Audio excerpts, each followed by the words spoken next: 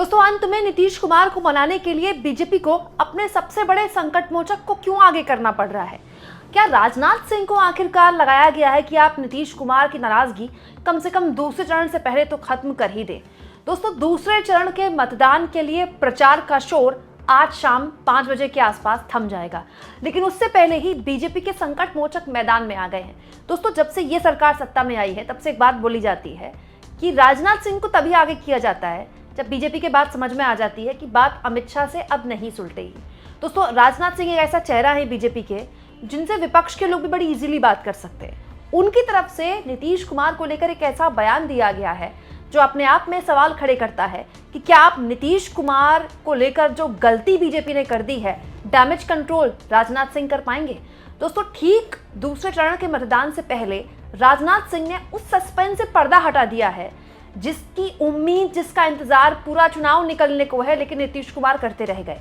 अमित शाह ने नीतीश कुमार को मुख्यमंत्री बनाने के सवाल पर जिस तरह का जवाब दिया दोस्तों, उससे नीतीश कुमार और उनके समर्थक काफी नाराज थे। पहले चरण का मतदान निकल गया, दूसरे चरण के मतदान का जो प्रचार है वो आज शाम थम जाएगा, लेकिन इस मुद्दे पर कुछ भी साफ तौर पर, खुले तौर पर अमित शाह और मोदी ने नहीं कहा।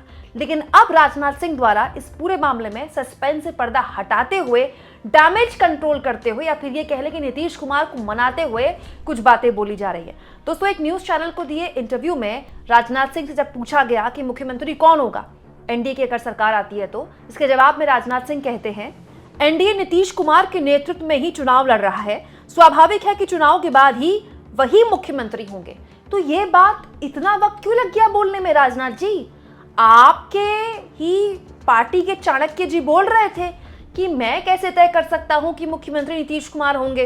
भाई, चाणक्य जी ने ही बोला था ना बीजेपी के कि विधायक बैठेंगे, वो तय करेंगे विधायक दल का नेता कौन होगा, वो मुख्यमंत्री होगा। तो फिर अब राजनाथ सिंह क्या अमित शाह की बात टाल रहे हैं, अमित शाह की बात काट रहे हैं, या फिर राजनाथ सिंह को ये बात इसलिए बोलनी पड़ रही है कि अब नहीं बोला तो कभी बोला?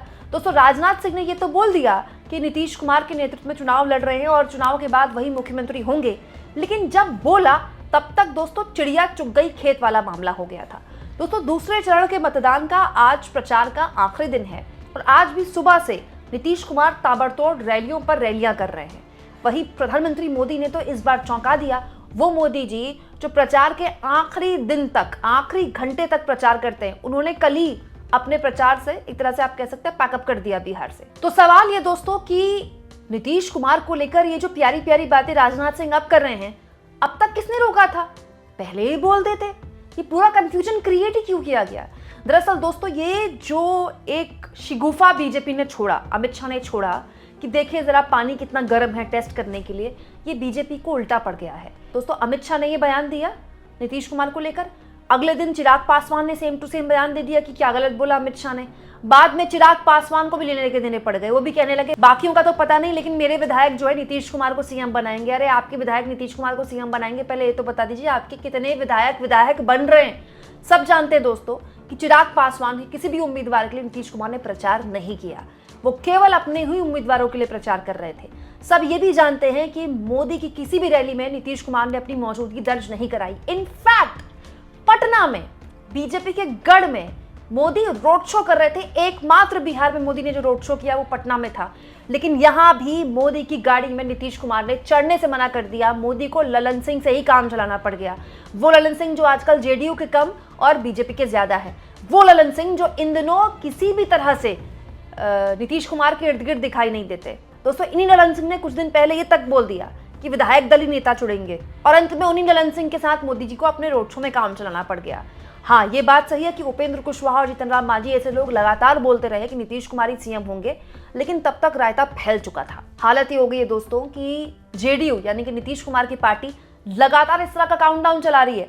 देखिए, आज 9 तारीख है और 9 तारीख की सुबह 7 बजे फिर से जेडीयू की तरफ से ये पोस्टर शेयर किया गया है। हर दिन ये पोस्टर शेयर हो रहे हैं। इसमें लिखा है सिर्फ 5 दिनों का इंतजार, फिर लौटेगी नीतीश सरकार। अब आप इस पोस्टर को देखकर जरा मुझे बता दीजिए कैसे पता लगा है कि ये एनडीए की सरकार की बात कर रहे हैं? भाई, कल को अगर नीतीश कुमार फिर अपना फैसला बदल लेते हैं और तेजस्वी यादव के साथ चले जाते हैं, तभी तो वो नीतीश कुमार सरकार ही कहलाई जाएगी। इसमें कहीं बीजेपी के कोई नेता की फोटो नहीं है, मोदी की कोई फोटो नहीं है, केवल नीतीश सरकार है।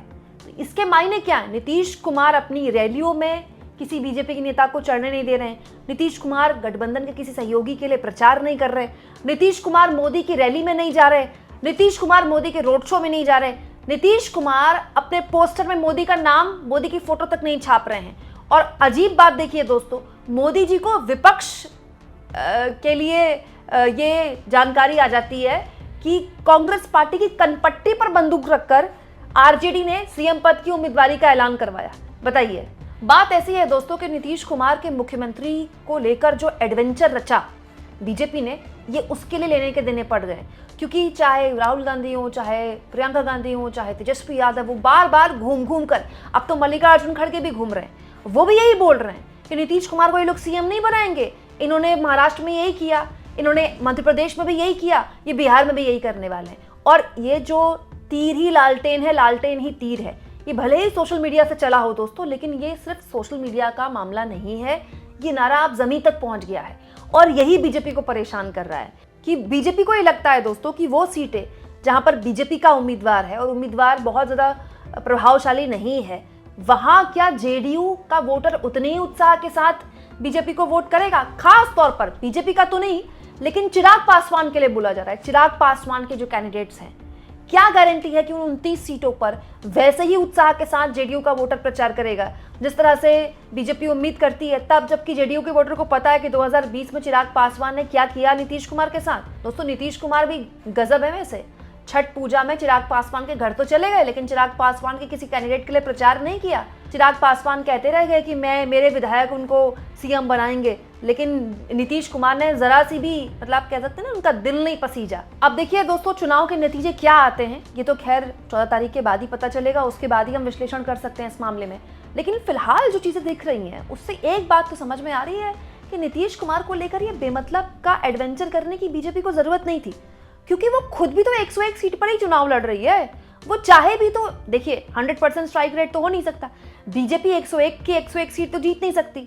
तो बीजेपी अगर अपने दम पर भी ये सोच रही थी कि वो प्रचार कर लेगी और चुनाव जीत लेगी और उसको नीतीश कुमार की जरूरत ही नहीं पड़ेगी, तो ऑन पेपर तो वो वैसे भी नहीं हो सकता है। तो ये किस तरह की स्ट्रैटेजी थी भगवान जाने। अभी तो 14 तारीख के बाद ही पता चलेगा दोस्तों कि ये स्ट्रैटेजी सही थी कि नहीं थी। लेकिन फिलहाल जो राजनाथ सिंह को आगे करके बीजेपी को डैमेज कंट्रोल करना पड़ रहा है, ये तो यही बता रहा है दोस्तों कि फिलहाल ये जो रणनीति है ये जगह पर काम नहीं करी। आपको क्या लगता है दोस्तों, आखिरकार आप क्यों राजनाथ सिंह से इस तरह के बयान दिलवाए जा रहे होंगे? कमेंट बॉक्स में जरूर लिखिएगा और जितना हो सके चैनल को शेयर भी करें दोस्तों, सब्सक्राइब भी करें। और मेरी आप लोगों से बार बार गुजारिश रहती है दोस्तों, थैंक्स और ज्वाइन, इन दोनों में से किसी भी ऑप्शन का इस्तेमाल करके आप मेरे फ्री जर्नलिज्म को सपोर्ट भी कर सकते हैं।